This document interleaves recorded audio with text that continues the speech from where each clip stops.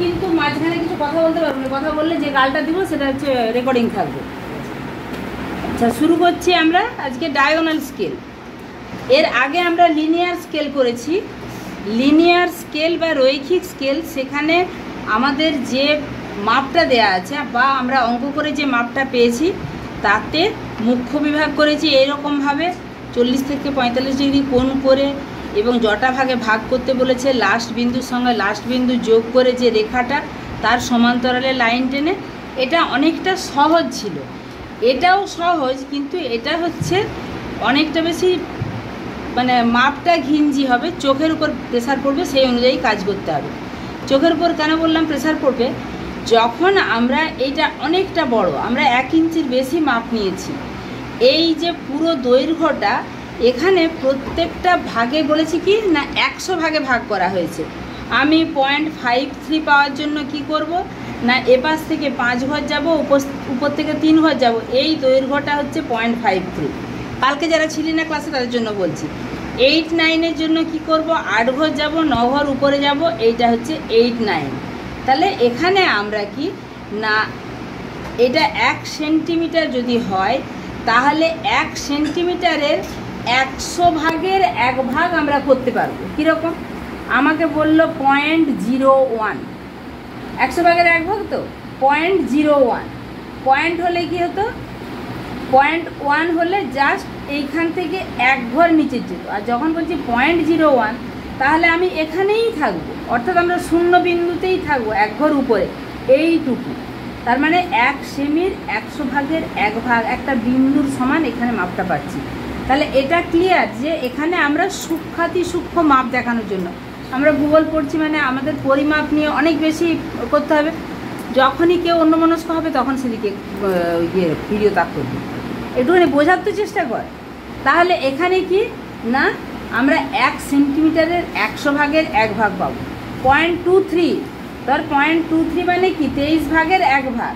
সেখানে কিভাবে পাবো না 0.2 সোজা যাব, 3 ঘর উপরে যাব, দিয়ে সবসময় এই রেখাটাই কিন্তু মাপটা নেওয়া হবে। ঠিক আছে? এবারে দেখ, যেটা আমাদের একটা অঙ্কে বলা আছে, যেটা তোদেরকে আমি করতে বলেছি,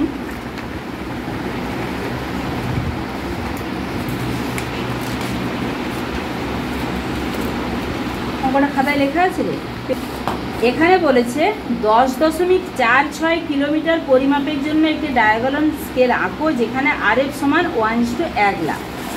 দেখ, RF দেওয়া আছে সমান 1:1 লাখ, মানে 1-এর গায়ে 1, 2, 1, 2, 3, 5টা শূন্য। আমরা জানি কি, আমরা জানি 1 লাখ সেন্টিমিটার মানে 1 কিলোমিটার। তাহলে এই যে RF এর এই মাপটা আমরা যখন, এটার মানে কি 1 সেমি বাই আমি 1 লাখ সেমি লিখতে পারি। এটা কেটে গেলে তখন তো 1:2 হয় এটা। তাহলে এইটাকে আমরা কিলোমিটারে কনভার্ট করলে 1 সেমিতে কত কিলোমিটার পেয়ে গেলাম। এটা 1:, এটাও যদি সেমি হয়, এটাও যদি সেমি হয়, এই সেমিটার বদলে আমি যদি 1 কিমি লিখি তাহলে 1 সেমি মানে মানচিত্রের 1 সেমি মানে ভূপৃষ্ঠের 1 কিমি। এটা বোঝা গেছে? এবার আমাকে বলেছে 10.46 এর মাপের একটি দৈর্ঘ্য দেখাতে। দেখ, তাহলে আমরা এখান থেকে 4-6টা তো আমরা ওখানে দেখাতে পারতাম না রৈখিক স্কেলে। ওখানে আমরা কি 10 কিলোমিটারকে দেখিয়েছি, 5 ভাগ করেছি, 2 কিলোমিটার করে ভাগ পেয়েছি, 2 কিলোমিটারকে আবার 2 ভাগ করেছি, কি 1 ভাগ করে 3 ভাগ করেছি, কি 4 ভাগ করেছি, এরকম করেছি। কিন্তু 0.46 এরকম মাপ তো আমরা করিনি। তাহলে এই মাপটা আমরা পাবো কোথায়? ডায়াগোনাল স্কেলে এসে। এর জন্য আমরা কি করব না 10 সেন্টিমিটার রেখা তো আমাদের লাগবেই, আরেকটাকে আমরা ভাগ করব +1। তাহলে আমরা 11 সেন্টিমিটার যদি দেখাই তাহলে কি হবে না একটাকে আমরা ছোটো ছোটো ভাগে ভাগ করব, বাকি 10টা রয়ে যাবে। এই 11 কিলোমিটার দেখানোর জন্য আমাকে কত সেন্টিমিটারের লাইন টানতে হবে না এইখান থেকে আমরা পেয়ে গেছি কি মানচিত্রে 1 সেমি সমান ভূমিভাগে কত কিমি? 1 কিমি। বাকিরা বলছে না, মানে বাকিরা বুঝতে পারছে না। যদি লিনিয়ার স্কেল না করিস, ডায়াগোনাল স্কেল কিছু বুঝতে পারবি, সেখানে আমার কিছু করার নেই। আমি চেষ্টা করছি তোদের থিওরির ক্লাসগুলোতেও যাতে তোদের উপস্থিতি বেশি আছে, প্র্যাকটিক্যাল করিয়ে না, এর বেশি আর আমার কিছু করার নেই। এরটাকে আমরা যদি উল্টে লিখি তাহলে 1 কিমি দেখাচ্ছে 1 সেমিতে, তাহলে 11 কিমি কততে দেখাবো? 11 কিমি নির্দেশিত হয় মানচিত্রে কত সেমি দ্বারা? 11 সেমি নির্দেশিত হয় মানচিত্রে 11 সেমি দ্বারা। দেখ সারা তো বুঝতে পেরেছি, আর বাকি দিকে বুঝতে পারিস নি। এবার আমাকে একটা স্কেল দে। এইটি হচ্ছে সেন্টিমিটার। কি মারাত্মক অবস্থা, আমি পেনে আঁকছি যেহেতু এটা ভিডিও করছে তাহলে পরিষ্কার বোঝা যাবে বলে। এইটি হচ্ছে সেন্টিমিটার, আমি 11 সেন্টিমিটার একটি রেখা টেনে দিলাম। এর 10 ভাগ আমরা এমনিই করতে পারবো। একটা পেন্সিল নিবি, দেখ কত বড় চোখের উপর চাপ পড়বে। একটা ডায়াগোনাল,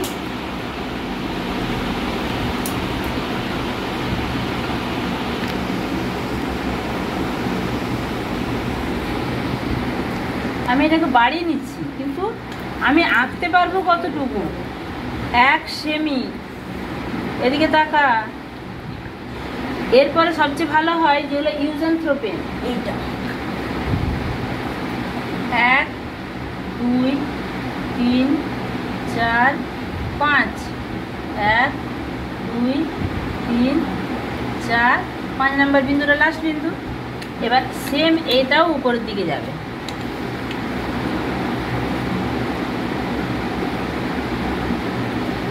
আগে লম্বটা টেনে নিলাম 3 আর 9 মিলিয়ে, দিয়ে এখানেও করব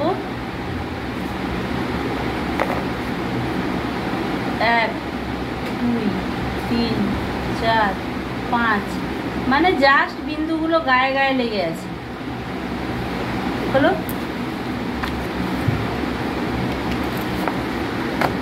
আমি অনেক সময় ডায়াগোনালের ব্যবহার করছি। দেখ এই রেখাটাকেও আমাকে সমান হতে হবে।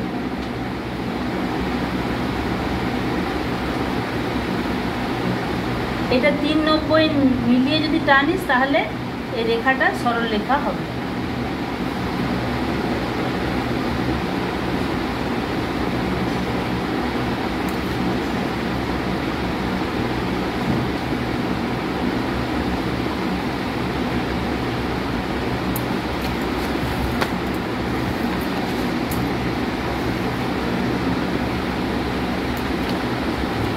কি হলো মেজামিন?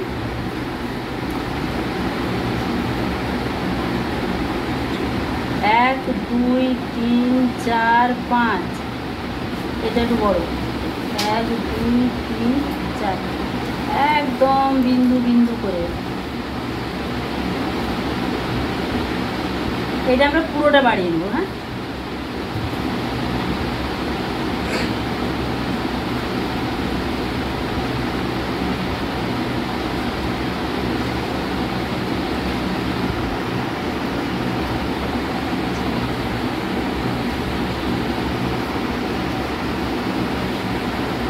কথা বললে আমি কাজ করতে দিয়ে দেবো। আমার বয়ে গেছে, আমি শুধু বলে দেবো যে তোদেরকে এইভাবে কর।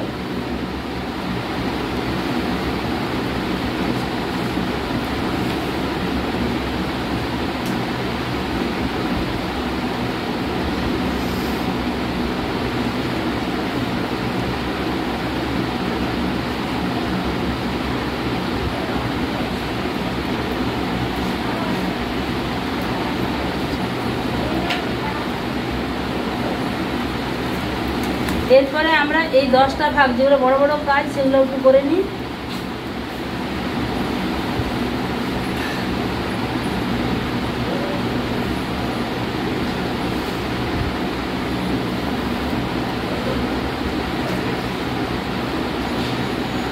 এখানে কোথায় পয়েন্ট দিয়েছি চোখেই দেখতে পাচ্ছি না।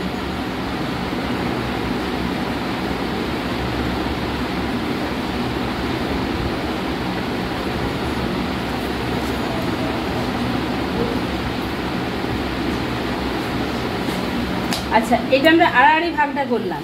এবার এখানেও তোদেরকে কি করতে হবে? 10টা বিন্দু নিতে হবে, মানে 0.1 করে করে। 1 2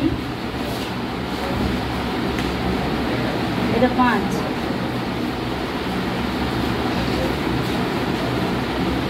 এবার জোড়াটা কালকে যেটা শিখিয়েছিলাম করতে পারবি?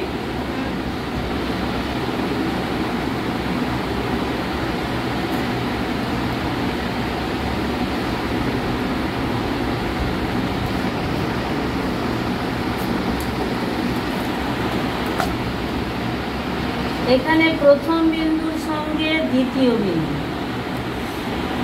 দ্বিতীয়র সঙ্গে তৃতীয়, তৃতীয়র সঙ্গে চতুর্থ, চতুর্থর সঙ্গে পঞ্চম, পঞ্চমের সঙ্গে ষষ্ঠ,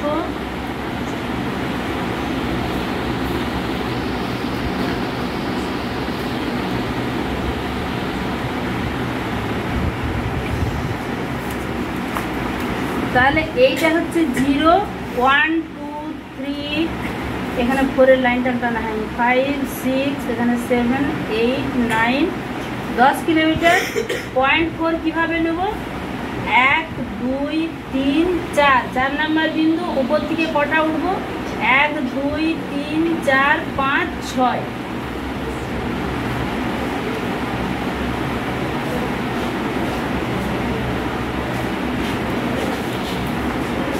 তাহলে এখানে নিচের দিকে 4 ঘর, উপরের দিকে 6 ঘর, এবং এই 10টা পুরোটা, ঠিক আছে? এই এতটি দূরত্ব কতটাকে দেখাচ্ছে না আমাদের যেটা অঙ্কে দেয়া আছে, অর্থাৎ 10.46 কিলোমিটারকে আমরা দেখালাম। আকাশ কি দেখছিলে? হ্যাঁ, করা যাবে তো? ঠিক আছে, সবাই আমার মুখটা দেখে দেয়, কে কে আছিস, নাম্বারটা পেয়ে যাবে, অসুবিধা নেই। প্রেজেন্ট ভিডিওতে হয়ে যাবে।